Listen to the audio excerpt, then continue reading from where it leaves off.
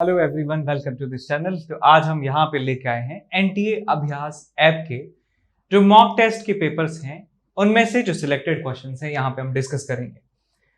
तो इससे पहले भी हम बहुत सारे वीडियोस बना चुके हैं अलग अलग पेपर्स के जो सिलेक्टेड क्वेश्चंस हैं उनके ऊपर। तो यदि आपने अभी तक चेकआउट नहीं किया है उस सारे क्वेश्चंस को तो हमारे चैनल पे प्लेलिस्ट है एनटीए अभ्यास नाम से, तो जरूर उसको चेकआउट कीजिए। तो सबसे पहले स्टार्ट करते हैं सवाल नंबर 1। इसमें आपको दिया है कि time period of a spring mass system is T. Spring mass system का टाइम पीरियड जो है टी के बराबर है और हम जानते हैं कि स्प्रिंग मास सिस्टम चाहे हॉरिजॉन्टल में रखा हो चाहे वर्टिकल में रखा हो उसका टाइम पीरियड होता है T is equal to 2 pi under root of M by K. आगे दिया है क्वेश्चन में कि if the spring is cut into two parts whose lengths are in the ratio 1:3 and the same mass is attached to the longer part, then the new time period will be। तो हमारे पास जो spring है, मैं मान लेता हूं कि हमारे पास स्प्रिंग कुछ इस तरीके से है और उसकी नेचुरल लेंथ है वो L नॉट के बराबर है। इसको दो पार्ट्स में ब्रेक कर दिया जाता है। एक पार्ट कुछ इस तरीके से है, एक छोटा पार्ट है और एक बड़ा पार्ट है और इनकी लेंथ जो है वो उनका रेशो जो है 1:3 है। यदि मैं मानूं इसका रेशो जो है L नॉट बाय 4 के बराबर है तो ये हो जाएगा आपके पास 3L नॉट बाय 4। ये 1:3 रेशो का मतलब है। एक प्रॉपर्टी होती है स्प्रिंग की कि उसका जो स्प्रिंग कांस्टेंट है और उसकी जो नेचुरल लेंथ है उसका प्रोडक्ट हमेशा एक समान रहता है चाहे उसके कितने भी पार्ट कर दिए जाएं। तो यहां पे मैं कहूं कि यदि इसका स्प्रिंग कांस्टेंट के क्वेश्चन में दिया है और इसका स्प्रिंग कांस्टेंट K1 मान लेता हूं, इसका स्प्रिंग कांस्टेंट K2 मान लेता हूं, तो मैं लिखूंगा spring constant into natural length K into L naught is equal to spring constant into natural length, spring constant into natural length 3L naught by 4। So L naught से L naught गया, आपको मिल जाता है K2 is equal to 4K bye 3 के बराबर। तो ये K की वैल्यू आपको यहाँ पे मिल जाती है, नया K जो है इस वाली स्प्रिंग का। अब क्वेश्चन कहता है कि मास को चेंज किए बिना हम इस लंबी वाली स्प्रिंग से ब्लॉक को अटैच कर देते हैं तो टाइम पीरियड बताइए। तो नया टाइम पीरियड कह सकता हूं T dash is equal to 2 pi under root of mass है सेम लेकिन K की वैल्यू को चेंज कर दिया है। कितनी हो चुकी है? 4K बाय 3 के बराबर हो चुकी है। तो हमें बताना है कि पुराने टाइम पीरियड के टर्म्स में नया वाला टाइम पीरियड कितना हो जाएगा। तो यहां मैं इनका रेशियो ले सकता हूं T dash divided by T is equal to 3/4 का अंडर रूट। यह हो जाएगा आपके पास अंडर रूट ऑफ 3/2 के बराबर। तो T डैश की वैल्यू यहां मिल जाती है under root of 3/2 into T. तो ये हमारा आंसर हमें प्राप्त हो जाता है। सो ऑप्शन नंबर सी ये करेक्ट ऑप्शन है। ठीक, तो इस सवाल में डिफिकल्टी जो थी वो ज्यादा कुछ थी नहीं, सिर्फ ये हमें कॉन्सेप्ट इस्तेमाल करना था। ये सबको आना ही होना चाहिए, 2021 चल रहा है, ये कॉन्सेप्ट सबको आना चाहिए। तो इस सवाल को यदि रेट किया जाए तो 2 आउट ऑफ 5 इसे दे सकते हैं कि ये डिफिकल्टी लेवल 2 के बराबर था। जेई मेन के पॉइंट ऑफ व्यू से यदि 5 जेई मेन में सबसे टफेस्ट सवाल को दे रहे हैं तो ये 2 पे लाई करता है। इसके बाद हम चलते हैं अगले क्वेश्चन की तरफ जिसमें आपको दिया है कि work done in placing the dielectric slab inside one of the capacitor as shown in diagram. तो पहले हमारे पास दो कैपेसिटर हैं जिनके कैपेसिटेंस C और C हैं, वो लगे हुए हैं, बैटरी से कनेक्टेड हैं। अब हम क्या करते हैं कि एक डाइलेक्ट्रिक स्लैब को एक कैपेसिटर के अंदर इंसर्ट करवा देते हैं। सो हमें बताना है कि वर्क डन जो है इस प्रोसेस में कितना करना पड़ा होगा। तो वर्क डन निकालने का तरीका ये है कि मैं फाइनल जो पूरे सिस्टम में स्टोर्ड एनर्जी है U stored final minus U stored initial, मैं इनिशियल स्टोर्ड एनर्जी में से माइनस कर सकता हूं फाइनल स्टोर्ड एनर्जी को, तो हमें वर्क डन की वैल्यू जो है प्राप्त हो जाएगी। तो यदि हम फाइनल की बात करें, फाइनल मैं इस पूरे सिस्टम का इक्विवेलेंट कैपेसिटेंस निकालूंगा और हाफ CV² फॉर्मूला इस्तेमाल करूंगा। तो इसका और इसका फाइनल में कहूंगा क्या सिचुएशन होगी कि एक कैपेसिटेंस ये है, एक कैपेसिटेंस ये है, इसका कैपेसिटेंस C, इसका कैपेसिटेंस KC, इनका इक्विवेलेंट कितना हो जाएगा आपके पास KC² divided by K+1 into C। तो ये C इक्विवेलेंट की वैल्यू है half into C equivalent into V square, ये फाइनल एनर्जी है पूरे सिस्टम की, स्टोर्ड एनर्जी। इनिशियल एनर्जी की बात करें तो सिर्फ हमारे पास C और C दो कैपेसिटर लगे हैं सीरीज में, तो मैं लिखूंगा यहाँ पे half into C/2 into V square के बराबर। तो इसे आपको करना है सॉल्व। तो यहाँ C से आप कैंसिल आउट कर दीजिए C को, तो आपको मिल जाएगा K/K+1 और यहाँ आ जाएगा आपके पास वी स्क्वायर, यहाँ पे आ जाएगा आपके पास 1/2 माइनस ऑफ 1/2 और 1/4 कह सकते हैं CV स्क्वायर। C खा गए इसका C बचाएं, तो CV स्क्वायर कॉमन ले लीजिए, 1/2 CV स्क्वायर कॉमन ले लीजिए, तो आपको मिलेगा यहाँ पे K/K+1 माइनस ऑफ 1/2। सो आपको मिलेगा यहाँ पे 2K-1 डिवाइडेड बाय K+1 और यहाँ आ जाएगा आपके पास 4 और यहाँ आ जाएगा आपके पास CV square. So CV square by 4 2K-1 divided by K+1। सो ये आपको रिजल्ट मिलने वाला है। यहाँ कुछ मिस्टेक किया क्या हमने? यहाँ मिस्टेक यदि हम बात करें, यस यहाँ पे मिस्टेक किया है हमने कि यहाँ इसको सॉल्व करेंगे तो आपको मिलेगा CV स्क्वायर बाई 2, तो यहाँ मिलेगा आपको 2K-K-1 डिवाइडेड बाय K+1, तो यहाँ जाएगा आपके पास 2। सो ये 2K से K चला गया, आपको मिलेगा K-1/K+1 और ये 2 बाहर आ जाएगा, CV स्क्वायर बाय 4 मिल जाएगा। CV स्क्वायर बाय 4 K-1/K+1 आपको आंसर मिल जाता है, बी ऑप्शन। ठीक है, तो सवाल बहुत ही क्लासिक था, बहुत ही क्लासिक सवाल है, बहुत बार पूछा गया है, तो हमें ज्यादा कुछ दिमाग एक्स्ट्रा लगाना नहीं था, तो इसको आप कह सकते हैं कि 3/5 इसे रेट कर सकते हैं, 3/5। ओके, तो अब हम चलते हैं अगले क्वेश्चन की तरफ। अगला हमारे पास सवाल है कि potential of the electric field produced by a point charge at any point is given by this. Potential आपको दिया है जो x के साथ वेरी होता है, तो आपसे पूछा गया है कि इलेक्ट्रिक फील्ड बताइए कि -2,1,0 पे कितना होने वाला है।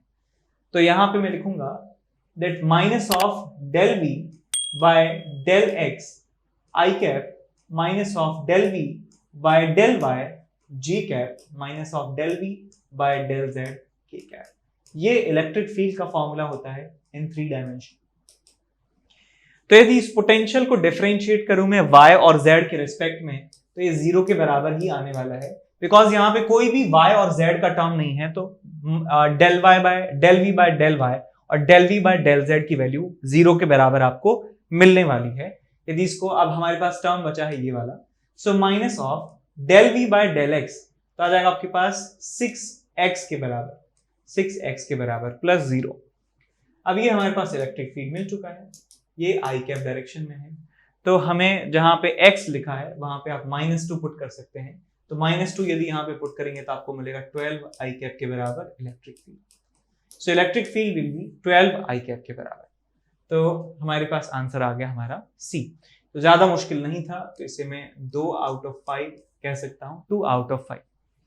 इसके बाद हम चलते हैं अगले क्वेश्चन की तरफ। अगला क्वेश्चन हमारे पास ये है कि दो आइडेंटिकल बॉल्स हैं P और Q और उनको प्रोजेक्ट किया है सेम स्पीड से in a vertical plane from the same point O, making projection angle with horizontal 30 degree and 60 degree respectively. They fall directly on the plane AB at point P dash and Q dash respectively. Which of the following statement is true about the distances as given in option? तो यहां पे सवाल को solve करने के लिए आपको देखिए क्या करना होगा। हमारे पास सिचुएशन कुछ ऐसी है कि एक प्लेटफॉर्म है, उसमें सेम पॉइंट से दो पार्टिकल्स को इक्वल स्पीड से अलग अलग एंगल पे प्रोजेक्ट किया है। एक पार्टिकल को प्रोजेक्ट किया है एंगल 30 डिग्री से, इसका नाम है P, और एक पार्टिकल को प्रोजेक्ट किया है 60 डिग्री से, 60 डिग्री से। अब ये वाला जो पार्टिकल है ये कहीं जाके गिरेगा और ये वाला जो पार्टिकल है कहीं और जाके गिरेगा इस पॉइंट पर। उस पॉइंट को P डैश और Q डैश कहा गया है। एक पॉइंट है P डैश, एक पॉइंट है Q डैश, कहीं भी हो सकता है। तो हमें बताना है कि इस फुट से लेकर, इस A से लेके P डैश और A से लेके Q डैश कौन सी वाली डिस्टेंस ज्यादा होने वाली है, ये हमें कैलकुलेट करना है। हमें स्पीड के बारे में कुछ नहीं पता है, बस हमें एंगल्स पता है, एंगल ऑफ प्रोजेक्शन। तो इस सवाल को कैसे सॉल्व करें? यदि इसका ट्रेडिशनल तरीका देखा जाए तो हम यहां से निकालें, यहां से यहां टाइम कितना लगेगा दोनों को जाने में, और उस टाइम के करस्पॉन्डिंग जो हॉरिजॉन्टल डिस्टेंस ट्रेवल्ड है, हॉरिजॉन्टल डिस्प्लेसमेंट है, वो कैलकुलेट कर लें।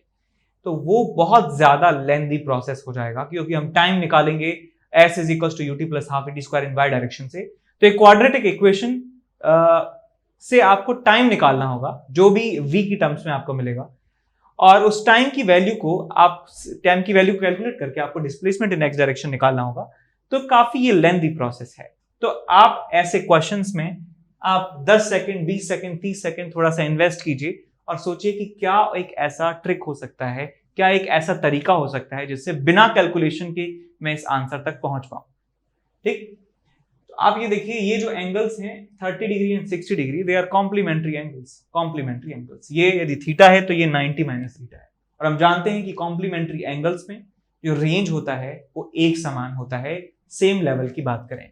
तो यदि मैं एक लाइन यहां पे बना देता हूं तो मैं कह सकता हूं कि जो P का रेंज होने वाला है और वही Q का रेंज होने वाला है, वही Q का रेंज होने वाला है, दोनों सेम ही पॉइंट पर आने वाले हैं। यहां पर आगे का पता नहीं, लेकिन इस पॉइंट पे यदि बात करें तो दोनों सेम डिस्टेंस ट्रेवल करने वाले हैं। अब हम ये बात भी जानते हैं कि जितना एंगल ये बनाता है हॉरिजॉन्टल के साथ, इस पॉइंट पर भी उतना ही एंगल ये बनाएगा। तो मैं यदि इसकी बात करूं, Q की बात करूं, तो Q का एंगल हॉरिजॉन्टल से होने वाला है 60 डिग्री।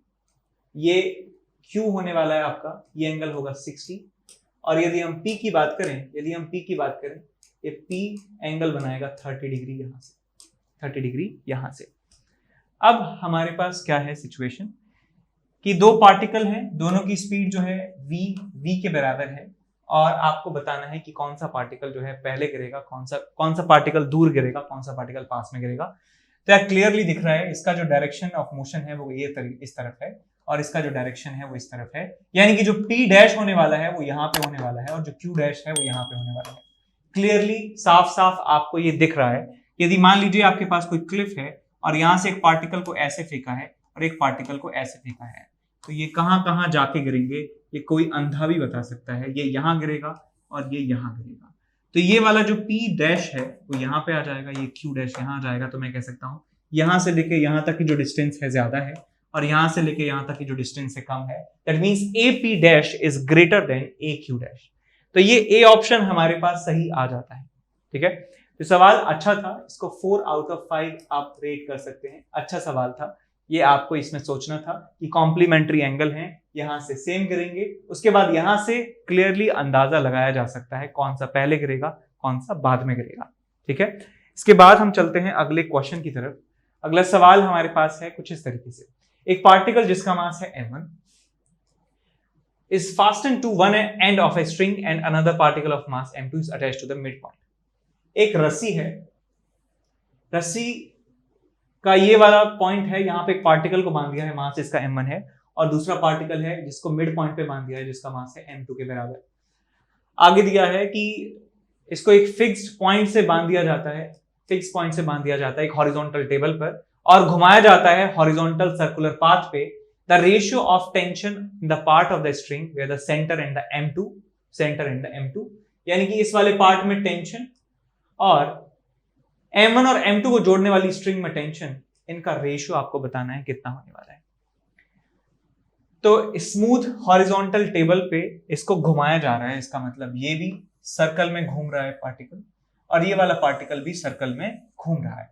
ये इसका इस पूरी लाइन का ये मिड पॉइंट है। तो मान लेता हूं ये लेंथ L के बराबर है, तो ये लेंथ सेंटर से कितनी हो जाएगी आपके पास 2L के बराबर। रस्सी से बंधा हुआ है पार्टिकल m2, ये भी पार्टिकल रस्सी से बंधा हुआ है। फ्री बॉडी डायग्राम की बात करें तो m1 के ऊपर रस्सी का सिर्फ एक किनारा जुड़ा हुआ है, और रस्सी अपने एंड से कनेक्टेड ऑब्जेक्ट्स पर एक पुलिंग फोर्स लगाती है।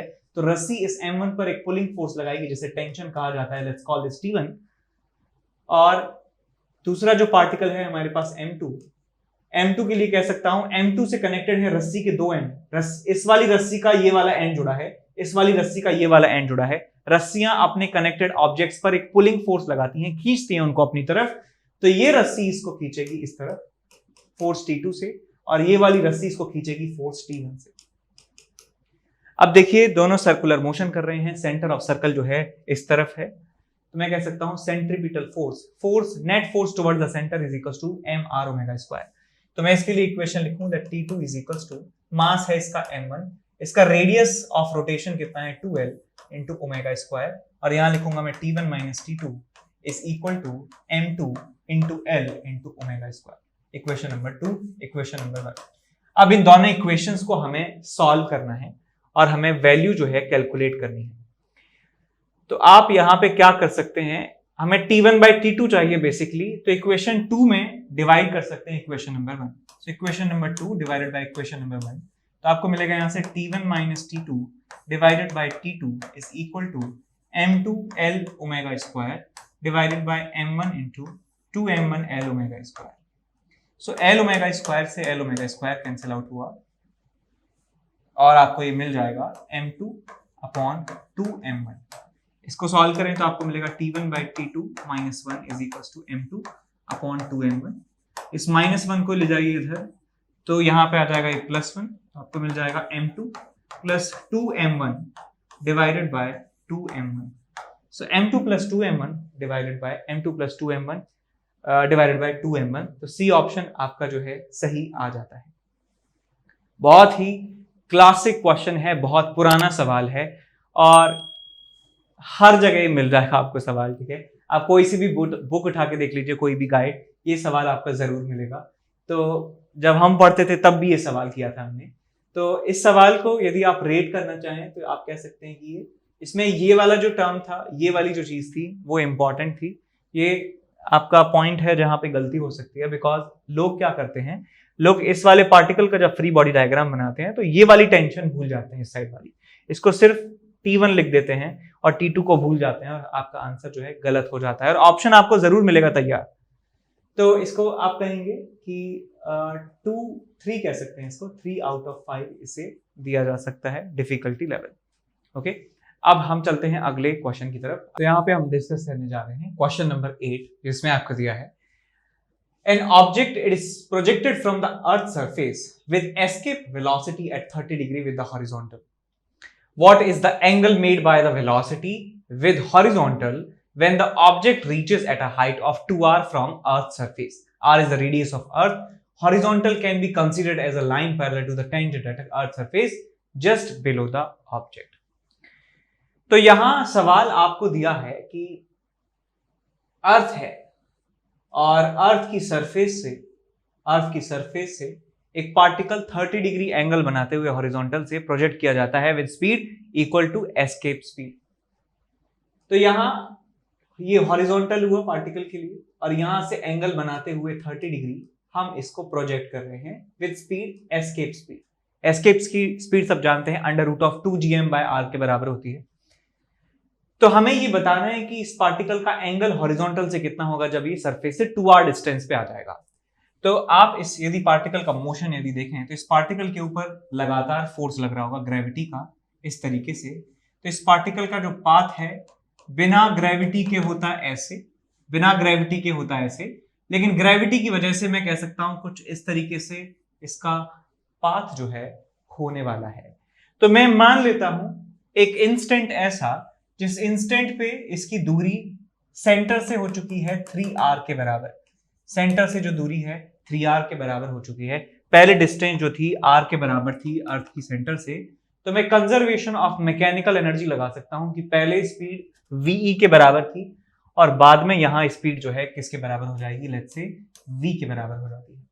तो कंजर्वेशन ऑफ मैकेनिकल एनर्जी लगाइए। तो मैं पहले लिखूंगा, पहले जो पोटेंशियल एनर्जी है minus of gm small m divided by capital R plus half m v square half into m into escape speed का square which is 2gm by R is equal to final kinetic energy plus final potential energy. Final kinetic energy की बात करें तो half into m into v square हो जाएगा plus potential energy final centre से distance 3r के बराबर हो चुकी है, तो minus of g capital M small m divided bye 3r आपको ये मिल जाएगा। अब यहां से आप ये v की वैल्यू कैलकुलेट करिए कितनी आती है। तो एक 2 से ये 2 कैंसिल आउट हो गया है, ये gmm/r है, ये माइनस gmm/r है, ये आपस में कैंसिल आउट हो गया। इसको आप इधर ले जाइए तो आपको मिल जाएगा 2gm/3r।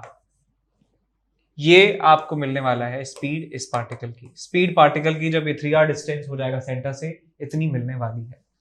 ठीक, ये बात समझ में आ गई सबको। अब आप देखिए बेटा, ये यहां से ये जो लाइन जा रही है, इस लाइन के अलोंग इसके ऊपर फोर्स लग रहा है, इस लाइन के अलोंग फोर्स लग रहा है ग्रेविटेशनल फोर्स Gm1m2/r² के बराबर। और जब इनिशियल यहां पे था तो फोर्स जो था इस लाइन के अलोंग लग रहा था। तो यदि मैं बात करना चाहूं कि इस सेंटर के अबाउट इसका टॉर्क, इस फोर्स का टॉर्क और इस फोर्स का टॉर्क सेंटर के अबाउट कह सकता हूं 0 के बराबर है। हमेशा ग्रेविटेशनल फोर्स का टॉर्क इसके सेंटर के अबाउट जो है 0 के बराबर होने वाला है, बिकॉज एक्सिस ऑफ रोटेशन से ही फोर्स पास हो रहा है तो उसका टॉर्क 0 हो जाता है।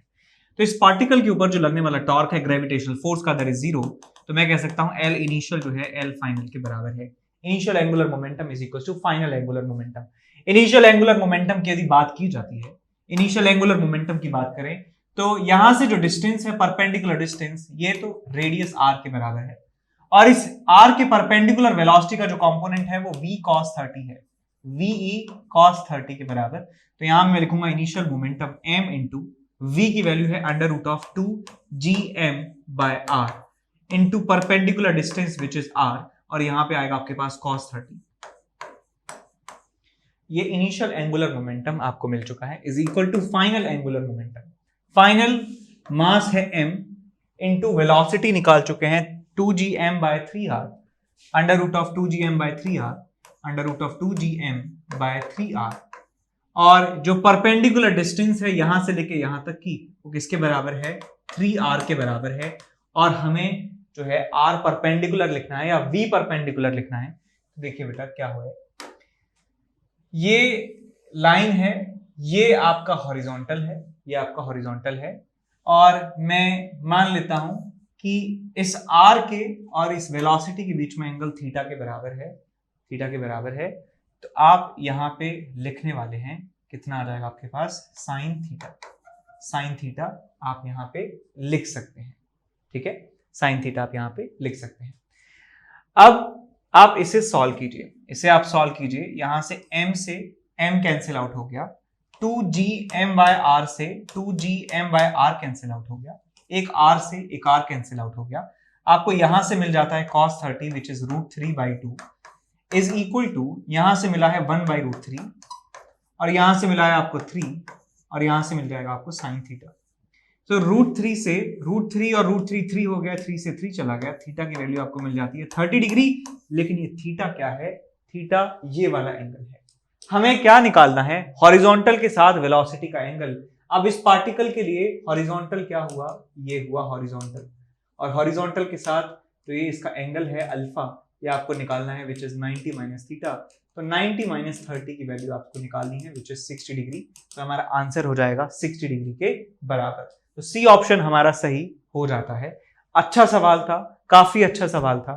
तो इसे आप कह सकते हैं कि 5 आप इसे दे सकते हैं, 5 आउट ऑफ 5 इसे दिया जा सकता है, ठीक है। क्योंकि यहाँ पे एंगल में थोड़ा सा लफड़ा है, लोगों को समझने में दिक्कत आती है कि हॉरिजॉन्टल ये हुआ, ये क्यों हुआ सर, हॉरिजॉन्टल ये क्यों नहीं हुआ। देखिए हॉरिजॉन्टल जो है वो क्या होता है, आप मान लीजिए अर्थ पर यहां पर खड़े हैं, तो ये हॉरिजॉन्टल होता है। हो सकता है कोई पर्सन अंटार्कटिका में रह रहा है, तो वो इस तरीके से खड़ा होगा, इस तरीके से वो खड़ा होगा, उसके लिए हॉरिजॉन्टल ये होने वाला है। कोई बंदा यहां रहता है अर्थ पे, कोई बंदा रहता है यहां पे अर्थ पे, तो उसके लिए हॉरिजॉन्टल ये वाला होने वाला है, ठीक है। तो जब पार्टिकल यहां पर पहुंचेगा तो इस पार्टिकल के लिए हॉरिजॉन्टल क्या होगा कि इस वर्टिकल से परपेंडिकुलर लाइन जो है वो हॉरिजॉन्टल होने वाली है। तो इस तरीके से हॉरिजॉन्टल जो होता है असली में वो इस तरीके से होता है हॉरिजॉन्टल, ठीक है। अब सवाल अगले की तरफ चलते हैं। अगले सवाल हमारे पास दिया है कि a chain of mass capital M is hanging from a wooden structure as shown in figure. It is slowly taken to a state as shown in the figure B. Calculate the work done by gravity in the process. Assume that after reaching the ground the chain does not form a heap. तो chain heap नहीं बनाती है, heap नहीं बनाती है, ठीक है। इसका मतलब चेन के ऊपर वर्टिकल डायरेक्शन में कोई फोर्स नहीं लग रहा होगा अगेंस्ट ग्रेविटी, सिर्फ ग्रेविटी का फोर्स, ग्रेविटी के अगेंस्ट हम फोर्स लगाकर इसको खींच रहे हैं। तो यहां से यहां हो जाता है। कैसे हो सकता है ये संभव कि जब इस चेन को ऐसे ऐसे ऐसे ऐसे ऐसे ऐसे खींचा जाए और इसको यहां तक खींच दिया जाए कि इसका कुछ पार्ट यहां रह जाए, बाकी पार्ट यहां रह जाए।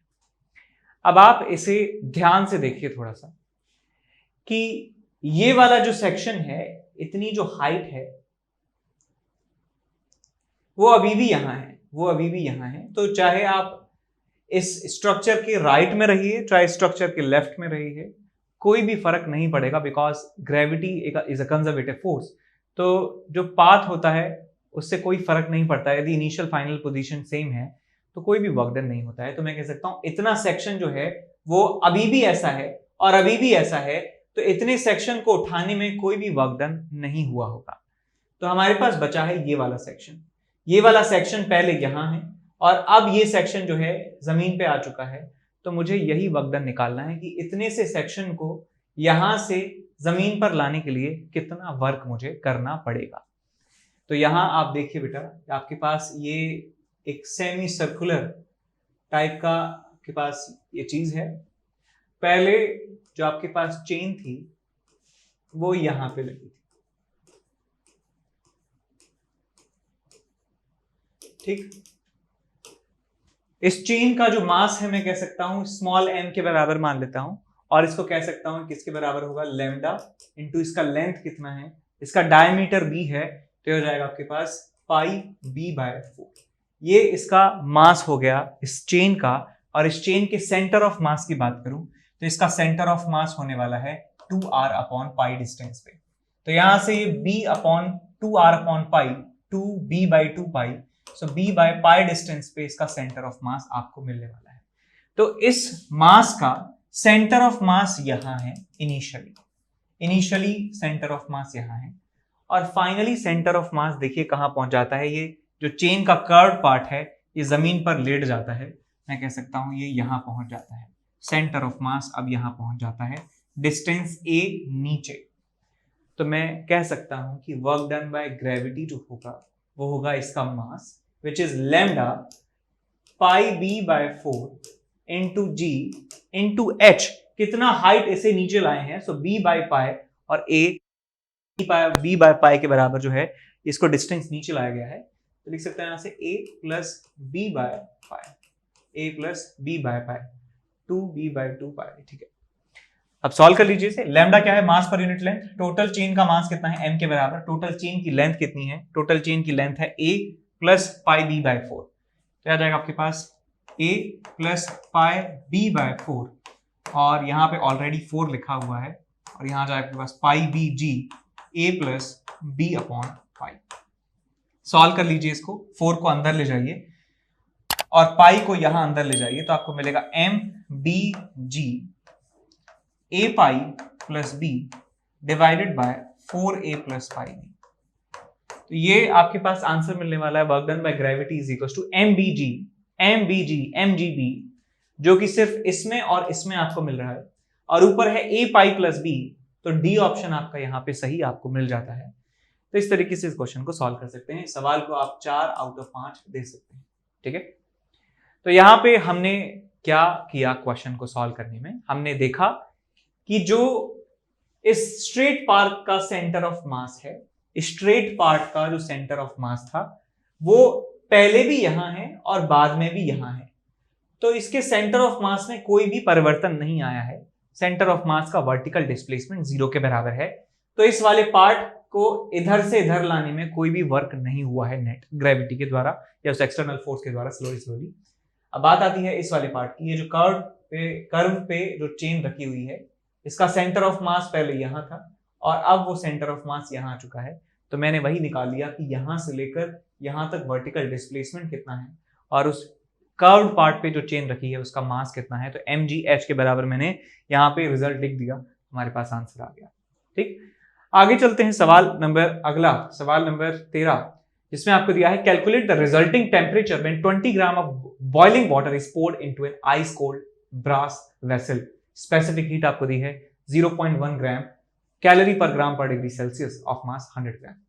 तो हमारे पास एक तरफ है 20 ग्राम बॉइलिंग वाटर का मतलब 100 डिग्री सेल्सियस उसका टेम्परेचर है, और दूसरी तरफ 0 डिग्री सेल्सियस पे आइस कोल्ड वेसल है हमारे पास, आइस कोल्ड यानी 0 डिग्री सेल्सियस इसका टेम्परेचर है। इसका स्पेसिफिक हीट इज 0.1, ठीक है, और इसका मास कितना है 100 ग्राम के बराबर। अब इन दोनों को मिला दिया जाता है, इन दोनों को मिला दिया जाता है, तो मैं ये कह सकता हूं कि इन दोनों को मिलाने पर जो हमें फाइनल मिलने वाला है, कंटेनर में भरा है पानी और फाइनल इनका टेम्परेचर T के बराबर हो चुका है। तो ये आपके पास इसका टेम्परेचर ज्यादा है, इसका टेम्परेचर कम होगा, इसका टेम्परेचर T से भी कम है, 0 डिग्री सेल्सियस है। तो इस पूरी प्रोसेस में जो यहां से हीट निकली है वही हीट यहां से इसने एब्जॉर्ब कर ली है, जो इसने हीट दी है वो इसने एब्जॉर्ब कर ली है, इसलिए इसका टेम्परेचर कम हो गया है और इसका टेम्परेचर बढ़ गया है। तो मैं यहाँ पे प्रिंसिपल ऑफ कैलोरीमेट्री इस्तेमाल करने वाला हूं कि यहां से यहां आने में जितना हीट इसने रिलीज किया है वही इतना हीट उसने पा लिया है 0 से T डिग्री टेम्परेचर बढ़ाने में। तो यहां लिखूंगा मास इसका है 20 इंटू एस वाटर का होता है 1 into delta T 100 minus T, ज्यादा माइनस कम टेम्परेचर, इज इक्वल टू यहां के लिए लिखूंगा ms डेल्टा T, मास कितना है 100 ग्राम इंटू एस कितना है 0.1 into delta T T minus 0। Solve कर लीजिए इसे, तो एक 0 से एक 0 कैंसिल आउट हुआ, आपको मिलेगा 200 minus 2T is equal to 10T, so 3T is equal to 200, so T is equal to आपको मिल जाता है 200 बाई 3 यानी 66.66 डिग्री सेल्सियस आपको आंसर मिलने वाला है। तो ए ऑप्शन आपका यहाँ पे सही हो जाता है। सवाल में कुछ था नहीं तो इसको 2 आउट ऑफ 5 आप दे सकते हैं। सिंपल फॉर्मूला लगाना था, यहां से यहां, यहां से यहां, फेज में भी कोई चेंज नहीं हो रहा है, तो बहुत आसान सवाल यहाँ पे पूछा गया है। तो यहां मिलेगा आपको कि एफ एक्सटर्नल की जो वैल्यू है, F external is equal to eta into A, ये कॉमन आ जाएगा आपके पास, delta V1 by delta X1 plus delta V2 divided by delta X2।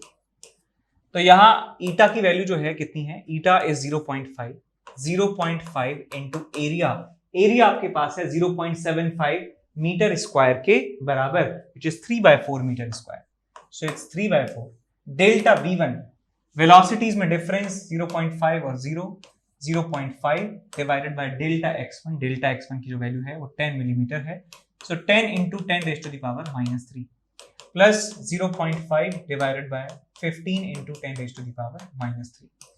तो ये आपको यहाँ मिल जाता है, आ जाएगा आपके पास 3/8, यहाँ मिलेगा आपको कि ये 550 प्लस यहाँ पे आपको मिलेगा ये 500/15, तो आपके पास 100/3,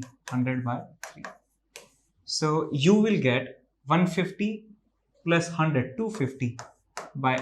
250/8 आपको यहाँ पे मिलने वाला है। 150 plus 100 250 डिवाइड बाय 3 से 3 चला गया, 250/8, इसको आप डिवाइड कर दीजिए, 8 से गया 3 बार 24, 1 8 1 2 2, सो 31.2, थोड़ा सा मिस्टेक कर दिया यहाँ पे, 8 24 1 बचा 10 2 2, ठीक है, सो 31.2 जो है आपका आंसर आपको मिल जाता है, चेक कर लीजिए 31.25 मिल रहा है, 25। तो सवाल अच्छा था, सवाल में आपको एक कॉन्सेप्चुअल क्लैरिटी होना जरूरी है कि विस्कस फोर्स जो है किस तरीके से काम करते हैं, ना सिर्फ फॉर्मूला बल्कि कॉन्सेप्ट भी यहाँ पे इंपॉर्टेंट था, तो मैं इसे पूरे 4 आउट ऑफ 5 जो है प्रदान करता हूँ। इसके बाद अगले सवाल की तरफ चलें। अगला सवाल हमारे पास है कि एक प्लेनो कॉन्वेक्स लेंस है, इसका म्यू की वैल्यू 1.5 है, has maximum thickness of 1 millimetre, if the diameter of aperture is 4 centimetre, what is the value of focal length in air in centimetre is. So आपको थिकनेस दिया है, maximum thickness of a plano convex lens. तो यहाँ पे एक lens में बना देता हूं, ये लेंस है जी, लेंस का मैक्सिमम थिकनेस यानी कि ये वाली जो डिस्टेंस है आपको दी हुई है, और आपको अपर्चर डायमीटर दिया है कितना, 4 सेंटीमीटर के बराबर, यानी कि ये जो डिस्टेंस है 4 सेंटीमीटर आपको दी है। तो मैं यहां पे क्या करने वाला हूं, सबसे पहले मैं ये जो आपके पास कर्व्ड पार्ट है इस लेंस का, ये किस सर्कल का, किस स्फीयर का ये पार्ट है, वो मैं स्फीयर यहां पे कंप्लीट कर देता हूं। ये एक स्फीयर का पार्ट है और उस स्फीयर का जो सेंटर है वो कहीं यहां पर होगा। तो ये वाली जो टोटल डिस्टेंस है मैं कह सकता हूं किसके बराबर होगी, रेडियस के बराबर, रेडियस के बराबर ये आपको मिलने वाली है, radius of curvature of this curved portion. और क्या कर सकते हैं, ये डिस्टेंस मुझे पता चल गया, मुझे ये वाली डिस्टेंस पता है कितनी है, ये है आपके पास 1 मिलीमीटर के बराबर, 1 मिलीमीटर यानी 0.1 सेंटीमीटर के बराबर, और मुझे अपर्चर डायमीटर पता है, यानी कि मुझे ये वाली डिस्टेंस पता है कितनी है, जो है आपके पास डायमीटर 2 सेंटीमीटर है तो 4 सेंटीमीटर है तो हो जाएगा आपके पास 2 सेंटीमीटर के बराबर। यहां से मैं इसको ज्वाइन कर सकता हूं तो ये भी आपको मिलेगा रेडियस ऑफ कर्वेचर के बराबर।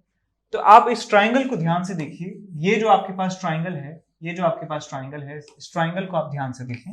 तो इस ट्राइंगल में ये वाली जो आपके पास साइड है which is r minus 0.1 centimetre, ये आपके पास जो है ये 2 सेंटीमीटर के बराबर है और ये आपके पास r के बराबर है। तो पाइथागोरस थ्योरम का इस्तेमाल यहाँ पे किया जा सकता है, that this square plus this square is equal to this square. So r minus 0.1 का square plus 2 square is equal to r square. Solve कीजिए इसे, r square plus 0.01 minus of 0.2 into r plus 4 is equal to r square. r square से r square cancel out हो गया और इस term को 4 के रेस्पेक्ट में नेग्लेक्ट कर सकता हूं, तो 4 plus 0.01 is also equal to 4, यहां मैं लिख सकता हूं। तो 0.2 into r is equal to 4 और आपको r की वैल्यू यहां से मिल जाती है 20 सेंटीमीटर के बराबर। ये अभी आधा आंसर आया है, r is equal to 20 centimetre. तो हमें हमारे लेंस का इस कर्व्ड पार्ट का रेडियस ऑफ कर्वेचर पता है, दैट इज 20, और इस वाले कर्व्ड पार्ट का रेडियस ऑफ कर्वेचर है इनफाइनाइट। तो मैं लेंस में का फॉर्मूला से यहां निकाल सकता हूं इसका focal length. So 1/f is equal to mu minus 1, 3/2 minus 1 which is 1/2, 1/r1 minus 1/r2। So आपको f की वैल्यू मिल जाती है यहां से 40 सेंटीमीटर के बराबर। सो 40 centimetre will be your answer. तो ये आंसर हमें यहाँ पे मिल जाता है। अच्छा सवाल था मैं कहूंगा, बिकॉज अपर्चर डायमीटर जैसी सवाल में आएगा लोग जो है डरने वाले हैं कि यार अपर्चर डायमीटर क्या होता है, तो वो शायद अटेम्प्ट ना करें और सवाल गलत भी हो जाए, मान लो तुक्का भी मार दें। तो सवाल अच्छा था मैं कहूंगा, तो मैं इसे 4 आउट ऑफ 5 देता हूं बिकॉज ऑफ इट्स ओरिजिनलिटी। ये पहले भी आ चुका है कहीं जेईई मेन में, मैं खुद करवा चुका हूं इस सवाल को पहले, शायद जेईई मेन में आ चुका है पहले इन प्रीवियस जो पेपर्स हुए हैं उनमें। तो सवाल अच्छा था मैं कहूँगा, ठीक है। तो अब चलते हैं अगले सेशन में मिलेंगे, ठीक है, अगले सेशन में मिलेंगे। और यदि आपने चैनल पे ये एनटी अभ्यास की जो टेस्ट सीरीज की जो प्लेलिस्ट है पूरी, वो प्लेलिस्ट आप देख सकते हैं चला के, ठीक है। प्लेलिस्ट आप जरूर चला के देखें कि कौन कौन सी आपको क्वेश्चंस नई चीज देखने को मिलेगी, आपको खुद भी पता नहीं होगा।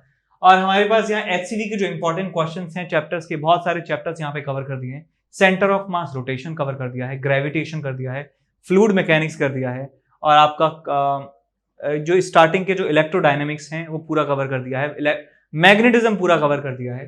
मतलब यहाँ पे अपलोड नहीं हुआ है मैग्नेटिज्म में, ईएमआई बचा हुआ है, लेकिन बाकी सब हमने करा दिया है।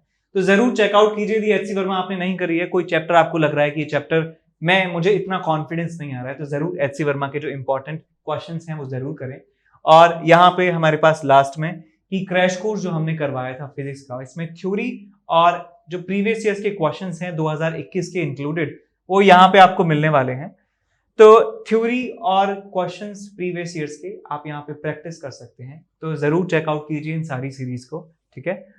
तो मिलते हैं नेक्स्ट क्लास में, ठीक है, चलते हैं, बाय बाय, टेक केयर।